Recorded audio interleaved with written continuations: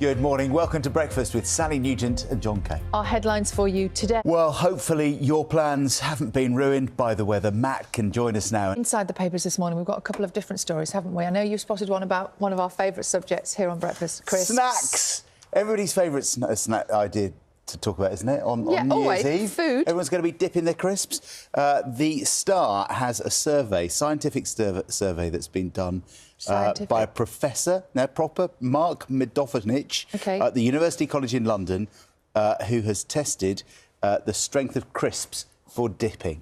And he's discovered that Tyrrell's ridged, you know, the one with the sort of crisscross thing. The chunky ones? Yeah, can carry 600 grams of dip. What? That's more than half a kilo of dip. No. It's my kind of crisp before it snaps. Doritos did like less than half that, 236 before they snapped, Dorito. Ridge McCoy, 305 grams. But yeah, that's a lot. 600 grams. And what would be your dip of choice? Well, now I know that. Dip away, amazing. Bit of sour cream. One of those, like, chunky crisps. Yeah, just everything.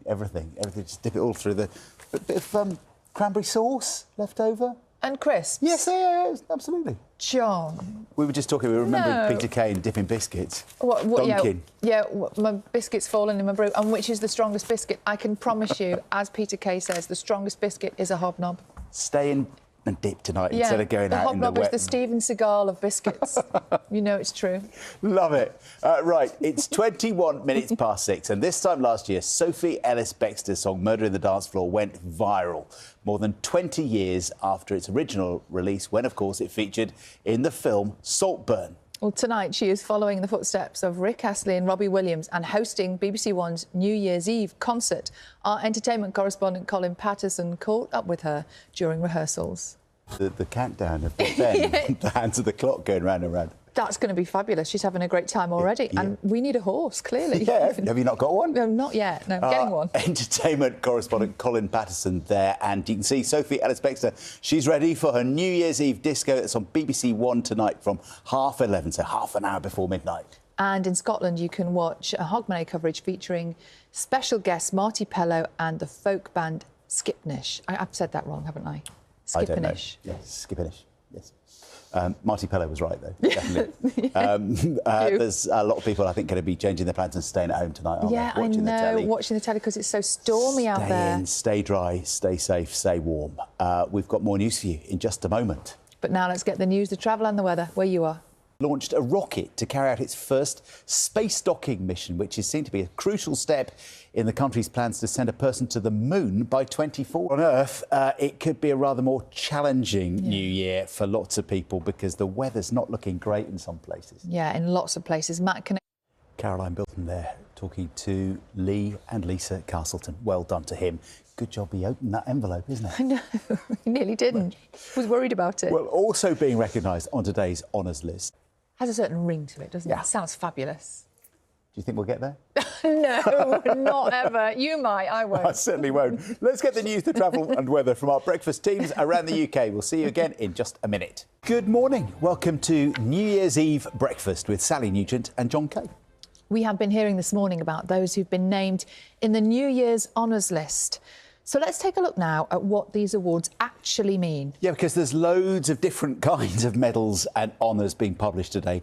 Some of the most prestigious ones, including appointments to the Order of the British Empire. And there are 5 classes of that. Now, this time, 25 years ago, people around the world were preparing to say goodbye to the music, the fashion and the technology. We thought it was technology at the time, didn't we? Of the 90s.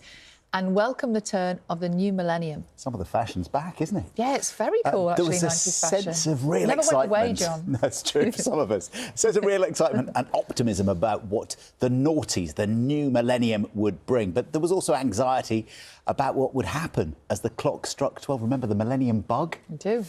Our reporter, Will Vernon, looks back. I'm just getting flashbacks. I remember being on shift as a correspondent that night. You worked. And I was at BBC London, Old Television Centre, and my shift finished at midnight. Oh, well, that's a bit pointless. Yeah, I was like, I'll either stay on for an extra hour or can you let me go a little bit early rather than walking out on my own into the street? What did they do? They let me go, I think, about 10 minutes early. I ran down to the river. Really generous. Yeah, I got there, got to the river. Remember the River Thames and the fireworks? I do, yes. Yeah. So you had your millennium moment. 25 years ago. Yeah, let's not even think about that. What's striking is how many people can't remember what they were doing as well. At all. It's 8:45 Tuesday morning. We know that as much. Yeah, and Matt has the weather. He's ready. Speaking Great to dress. Our entertainment correspondent, Colin Patterson. Yeah. Dress, cape, leotard. Not it's sure what be a it winner. is, but I love it and I want one. Yeah, you can watch that tonight. Sophie Ellis-Bextor's New Year's Eve Disco. It's BBC One at 11:30. And in Scotland, you can watch Hogmanay coverage featuring musical guest Marty Pellow and others. It is the most wonderful time of the year, so they say, but it can also be the most expensive time as well, can't it? Not only have you shelled out on all those Christmas presents, you've then got to try and keep the kids busy, everybody entertained, but keeping the prices down. Yeah, it can be very expensive. We've sent Nina. We're calling this work. I'm not entirely sure this is work. She looks like she's having... Tomorrow. Yeah, enjoy tonight. I think she's having the time of her life. I think she is. We'll never get her back. Yeah. That's it from Breakfast for New Year's Eve. We're back New Year's Day from 6 as usual. Enjoy the rest of your day and tonight too. Goodbye. Stay dry.